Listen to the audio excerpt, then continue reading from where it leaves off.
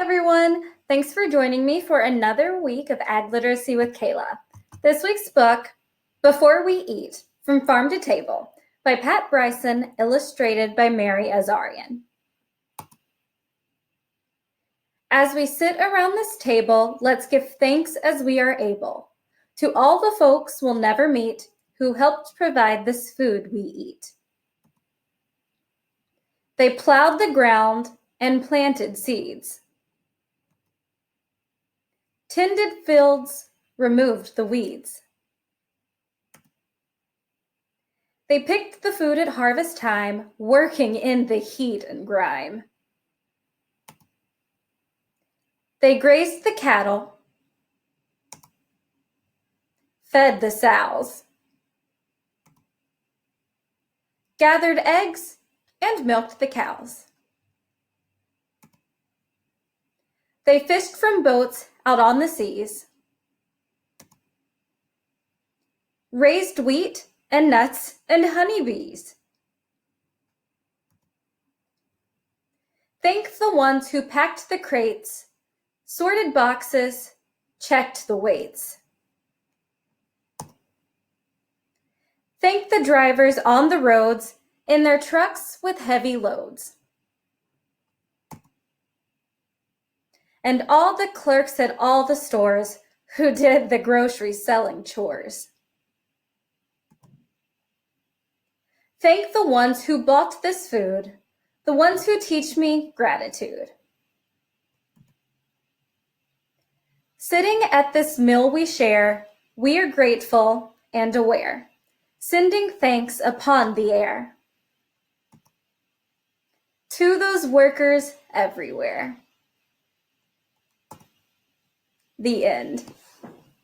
So this week's book is fairly short, and for those of you who would like to stick around for the activity, we're going to jump into that really quick. So here is your link, and it will take you to the Ag in the Classroom website. As you scroll down, you have a brief description of the book. This was the Ag Literacy book for 2018. As you go down, you have your Educator resource guide. And so that just kind of, again, this is what gives you your background information, some vocab that you can cover with the kids, the lesson, how to wrap everything up. So we're going to jump right in. So you've got your sequencing cards.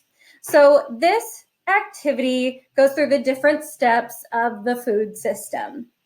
So it says it is 40 minutes, and granted, when I did this in the classroom setting, it would take about that time because we would have questions. I would do multiple activities or examples just so it would kind of give every kid a chance to participate. This is set for grade level 2, but there are adaptations for other ages on the Ag in the Classroom website. So jumping right in, again, going through the food systems. So you've got sheets of paper, and there are 4 of them. The first one says producing and harvesting.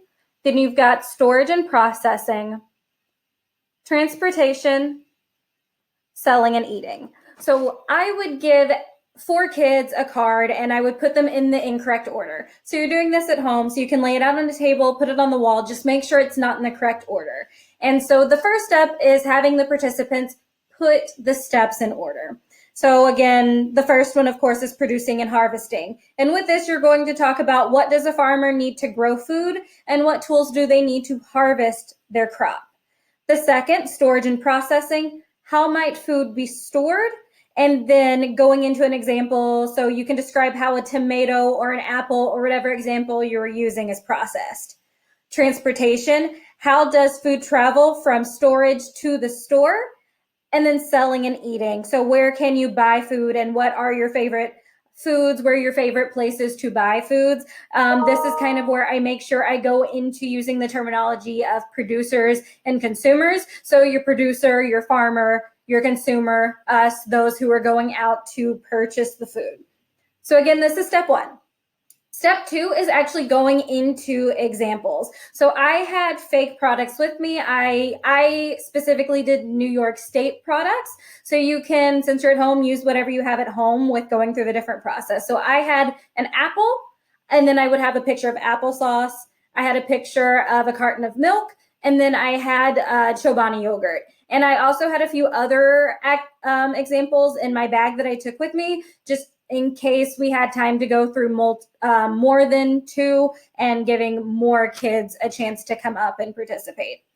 So I would have kids who held my signs. Then I would have one kid come up and he was my farmer. So we're going to call him Farmer John. So Farmer John produces apples. And that I would hand him the apple, and then we would move the apple down the food systems line. So he has to grow them and he has to harvest them, so that we would hand it to our producing and harvesting person. So again, as you're just kind of laying these out at home, just kind of going through them with whatever examples you decide to do.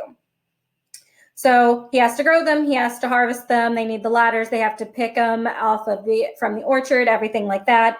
Going into storage and processing. So with an apple, it's basically just washed, put into crates or bags, then transported from that facility to the grocery store where you would come and pick it up. Then we would go into applesauce and how that process is different, because the apples have to be mashed and processed, and then that's what you're picking up at the store is the applesauce. So just kind of going through, does the apple look different from when you pick it up to the grocery store from when it was harvested? No. But the applesauce, does it look different? Yes. And then just kind of going through this again with different examples. And again, I use Chobani yogurt because it's a New York State product. So you can use oranges and orange juice. Again, anything that you have around the house for this activity. And I would just leave my bag of materials with the school that I was going to, just because that's what we do with the program. So again, this week's is fairly quick and easy.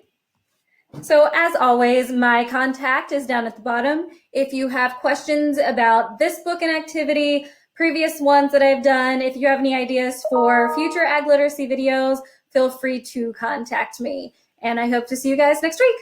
Bye.